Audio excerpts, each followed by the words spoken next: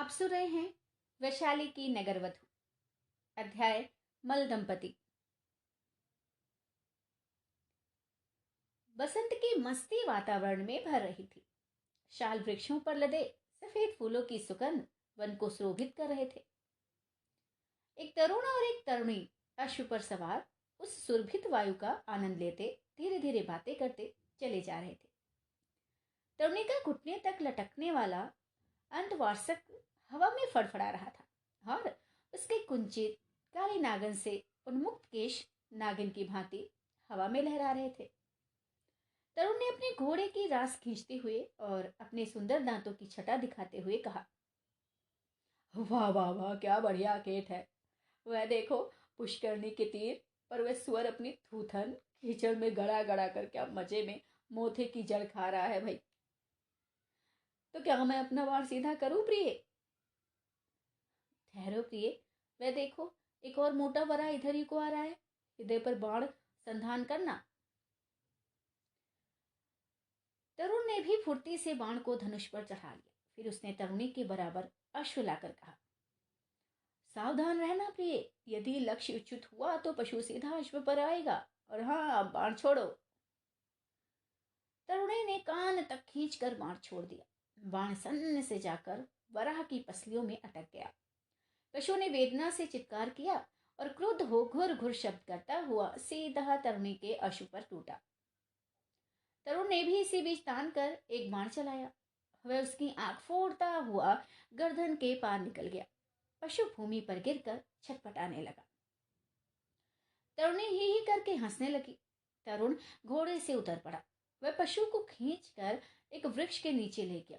तरुणी ने भी घोड़े से उतरकर दोनों घोड़ों को बागडोर से बांध दिया। फिर तरुण ने पशु की खाल निकाली, मांस खंड किए। तरुणी सूखी लकड़ियां बीन लाई और फिर उन्होंने मांस खंड भून भून कर खाना प्रारंभ किया। तरुणी ने सुराशक्त तरुण के मुंह लगाते हुए कहा, प्रिय, कितना स्वाद है इसमें, कहो तो। अरे नहीं संदेह, विशेषता इसीलिए कि इसमें हमारी स्वतंत्रता भी समावेशित है। यही तो प्रिय, परंतु कुशीनारा छोड़ते मेरी छाती फटती है। क्या कुशीनारा को बंधुल की आवश्यकता ही नहीं है क्या? अरे नहीं है प्रिय मल के, तभी तो जब मैंने स्नातक होकर तक्षशिला को छोड़ा था तो गुरुपद ने कहा था, ये आयुष्मान जा रहा है समस्त हस्त लाघव और राजकौशल सीखकर मलों के गौरव की वृद्धि करने, और मेरा हस्त लाघव क्या कुशीनारा ने 4 साल में देखा ही नहीं। गणपति ने इन 4 वर्षों में जो गुरुतर राजकाज मुझे सौंपा है ना, मैंने उसे समय पूर्ण किया, परंतु परंतु गढ़ संस्था का मुझ पर संदेह बना ही रहा है।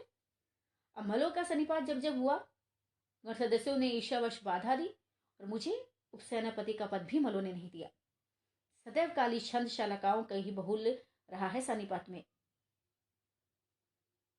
मलिका ने सुराचक भरा और कुरकुरा मांस खंड भून कर फिर से पति को देते हुए कहा, जाने दो प्रिय, अमर्ष करने से क्या होगा, परंतु कुशीनारा अपनी जन्मभूमि है। जन्मभूमि अपनी माँ है, उसी से मेरा शरीर बना है, परंतु कुशीनारा में तो अब मैं नहीं रहूंगा प्रिय। मेरी तो यहाँ आवश्यकता ही नहीं है। मैं तो कहता हूँ, कितने ही संभ्रांत मल मुझसे ढा करते हैं भाई, क्योंकि उन्होंने मुझे सर्वप्रिय होते देखा है। परंतु इससे तो उन्हें प्रसन्न होना चाहिए था। उन पर तुम्हारे सभी अलौकिक गुण प्रकट हैं।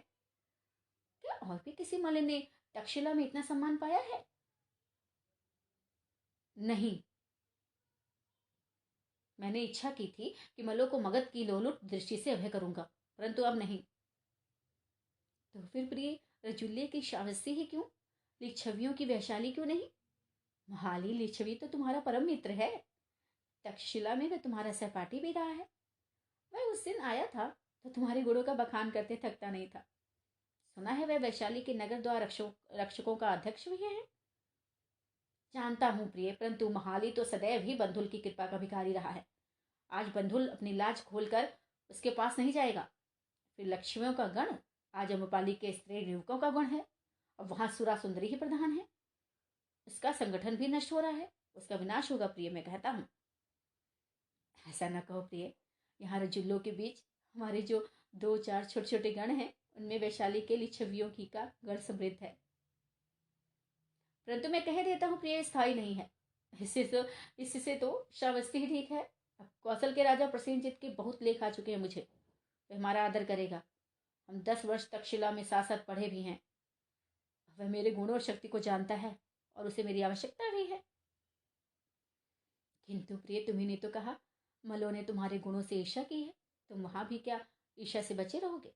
गुणी और सरपुरी होना जैसा अभ्युदय का कारण है, वैसा ही ईर्ष्या का भी। फिर क्या वह उससे तुम आप बचोगे? और फिर पराया जनपद, वह भी रचुल्लों का, जहां हम गणपत के स्वतंत्र जनों की थोड़ी भी आशा नहीं है। हाँ प्रिय, तुम्हारा कहना यथार्थ है। ईर्ष्या होगी तो फिर ये खड़क तो है ही, पर अभी श्रावस्ती चलना श्रेयस्कर है। अब कौशलपति 5 महाराज्यों का अधिपति है। वह मूर्ख, आलसी और कामुक है, शत्रुओं से घिरा है। उसे एक विश्वस्त और वीर सेनापति की आवश्यकता है। अब आशा है कि वह हमारा समादर करेगा। ऐसा ही सही प्रिय, बहुत विलंब हुआ, बहुत सुस्ताली, अब चलो। दोनों ने अपने अपने अश्व संभाले और आगे बढ़े। सूर्य ढलने लगा। दोनों यात्रियों की पीठ पर उसकी पीली धूप पड़ रही थी। मल्लिका ने कहा, प्रिय, रात्रि कहाँ व्यतीत होगी? कहाँ और कहाँ, ब्राह्मणों के मलिग्राम में। वहां मेरे मित्र सांकृत ब्राह्मण हैं, जो मल जनपद में ख्याति प्राप्त योद्धा भी हैं। अब वे हमारा सत्कार करेंगे, मुझे पता है। वह सामने अचीरावती की श्वेत धार दिख रही है प्रिय। उसी के तट पर उन सघन वृक्षों के झुंड के पीछे मलिग्राम है। चलो, घोड़े को बढ़ाओ और हम एक मुहूर्त में वहां पहुंच जाते हैं। दोनों ने अपने अपने अश्व फेंके। असील जानवर अपने अपने अधिरोहियों का संकेत पा हवा में तैरने लगे। सांध्य समीर और कोमल होकर उनकी पीठ पर थपकियां दे रहा था। ग्राम सामने आ गया। अचीरावती की श्वेत धारा रजत सिक्ताकणों में मंद प्रवाह से बह रही थी।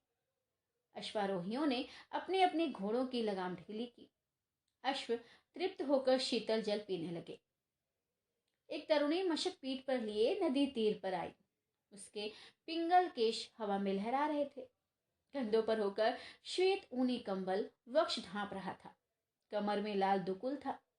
यात्रियों को देखकर तरुणी ने कहा, कहां से आ रहे हो प्रिय अतिथियों? जी, कुशीनारा से। अच्छा अच्छा, जहां बंधुल मल रहते हैं। मैं बंधुल मल ही हूं। हाँ, तुम तो ये श्रीमती मल्लिका हैं। स्वागत बहन, मैं सांकृत्य गौतम की पुत्री हूँ। तू लोमड़ी गोपा है? बंधु हंसते हुए घोड़े से उतर पड़े। मैं जल भर लूं तब चले, पिता घर पर ही हैं, देखकर प्रसन्न होंगे। तो अश्व को थाम, मैं जल भरता हूं। ऐसा ही सही। गोपा ने मशक बंधुल को दे दी। बंधुल ने मशक भर कर कंधे पर रखी। गोपा घोड़े की रास्ता में पैदल चली। मल्लिका अश्व पर सवार रही। आज किधर भूल पड़े बंधुल? भूल नहीं पड़ा रे, इच्छा से आया हूं। बहुत दिन बाद? अरे तू तो सचमुच बहुत छोटी थी, तब तो तू बहुत छोटी थी। पर मैं तुम्हें याद करती थी बंधुल। देवी मल्लिका, अब कितने दिन मेरे पास रहोगी? आज रात भर गोपा, मुझे सोने नहीं दूंगी, तुझे सोने नहीं दूंगी। खूब गप्पे होंगी। क्यों? मित्र गौतम करते क्या हैं? वही सूत्र रचते हैं। हंसी आती है बंधुल, सूत्र में एक मात्रा कर पाते हैं तो खूब हंसते हैं। और अहिल्या रोकती नहीं उनको? माँ की वे कहाँ परवाह करते हैं। मैं ही उन्हें समय पर स्नान अभी करवाती हूँ। मैं सामने घर आ गया। पिताजी द्वार पर खड़े हैं। पिताजी, देखो तो मैं किसे लेकर आई हूँ। बंधुल को देखकर गौतम सांकृत्य बाहर आकर बोले, अरे मित्र बंधुल, स्वस्ति स्वस्ति स्वस्ति। स्वस्ति मित्र गौतम, स्वस्ति। कहो, न्याय दर्शन पूरा हुआ या नहीं? अरे कहाँ, अभी नहीं मित्र। इस धूर्त बोधायन को मैं कहता हूँ मसल डालूंगा। मैंने धर्म सूत्र रचे हैं। सच तो मित्र गौतम सांकृतिक योद्धा, दार्शनिक और धर्माचार्य हैं। अरे ये दुष्ट द्रविड़ कुछ करने दें तब ना। अनार्य संस्कृति को आर्य संस्कृति में घुसेड़ रहे हैं। उधर ये ज्ञाति पुत्र महावीर, परंतु अरे मल्लिका देवी का स्वागत करना तो मैं भूल ही गया। अरे हाँ, तो घर में स्वागत कैसा मित्र? फिर गोपा ने नदी तीर पर यह शिष्टाचार पूरा कर दिया था तुम भी ना। अरे गोपा तुम्हें बहुत याद करती है। तुम्हारे उस आखेट की उसे याद है जब उस गवई को एक ही वार से तुमने मारा था। किंतु हाँ बेटी गोपा, जमनी कहाँ गया? समधा लाने गया था, वह आ रहा है बापूजी। जमनी हमारे मित्र मल बंधु लाए हैं। मलिका भी है। एक वत्स स्त्री को लाकर काट दो मेरे द्वार पर वत्स, इन सम्मान्य अतिथियों के सम्मान में। क्यों मित्र, कोमल वत्सरी का मांस ओदन और मधु कैसा रहेगा? बहुत बढ़िया मित्र गौतम। तो बेटी गोपा, देवी मलिका को भीतर ले ले जाओ और बंधुल के लिए अधर पा दिला। क्यों मित्र, यही देवद्रुम की छाया में बैठा जाए कि नहीं?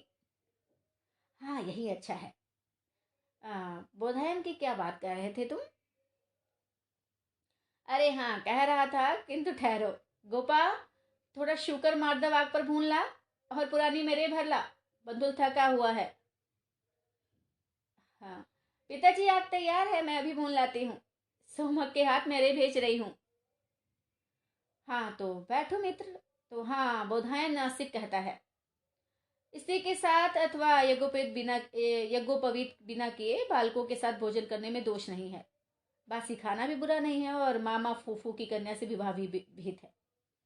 अरे वो भारत के 3 खंड करता है और गंगा जमुना के मध्य देश को सर्वोत्तम कहता है। वह भारत के आरट्ट, दक्षिण के कारस्कर, उत्पल के पुंड्र तथा बंग, कलिंग के सौवीरों की प्राश्चित विधान कहता है। परंतु मित्र गौतम, ऐसा दिखता है कि तुम्हारा नया दर्शन अब धरा रह जाएगा। अरे ऐसा क्यों मित्र? अरे तुमने क्या शाक्यपुत्र गौतम का नाम नहीं सुना? सुना क्यों नहीं भैया, वह क्या आजकल काशी में है क्या? अरे नहीं, राजगृह गया है, परंतु उसका धर्म आग की भांति फैल रहा है। उसके आगे तेरा धर्म सूत्र और न्याय दर्शन कुछ नहीं कर पाएगा। अरे देखा जाएगा मित्र। ले मेरे ये पी, ला गोपा, गरम गरम भुने कुरकुरे मांस खंड दे। क्या है मित्र, कैसे हैं? चख तो सही। बड़े स्वादिष्ट है, मुझे नमक के साथ भुने कुरकुरे मांस में बहुत स्वाद आता है। तो यथेक्षा खा मित्र। अरे खूब खा तो रहा हूं, परंतु मित्र गौतम, तुम जो ब्राह्मणों को अन्य जातियों से उत्कृष्ट देते हो, ये ठीक नहीं है। अरे वाह, ठीक क्यों नहीं है? देखते नहीं, इंद्रजुल्लों ने ब्रह्मावाद को लेकर परिषद प्रारंभ की है और उसमें वो गुरुपद धारण किए बैठे हैं। वे ब्राह्मणों को हीन बनाना चाहते हैं। अब देखा नहीं, उस अशपति कैकेयी ने मेरे साथ कैसा नीच व्यवहार किया था।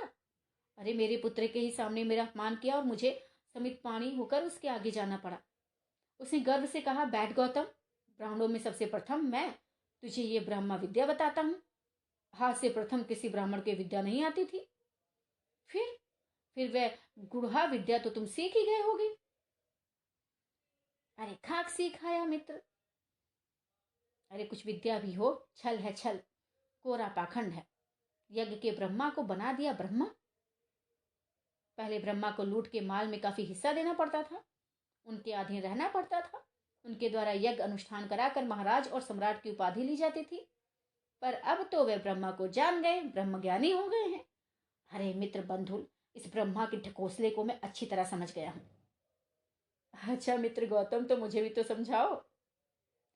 देखो सीधी बात है मित्र, यज्ञों में देवताओं के नाम पर गंधशाली का भात, वत्स तरी का मांस और कोशे, दासदासी, हिरण्य, सुवर्ण, बड़वा रख दिया जाता था और समझा जाता था ये देवता की कृपा से है भाई। पर तुम जानते हो मित्र, ये भाग्यहीन देवता भी पूरे ढकोसले ही थे। इनमें से किसी एक को भी आज तक किसी ने देखा है? नहीं देखा है। अब लोग ये संदेह न करेंगे कि ये देवता सचमुच हैं भी या नहीं। बस इन सबों ने बैठे ठाले ब्रह्मा की कल्पना कर ली।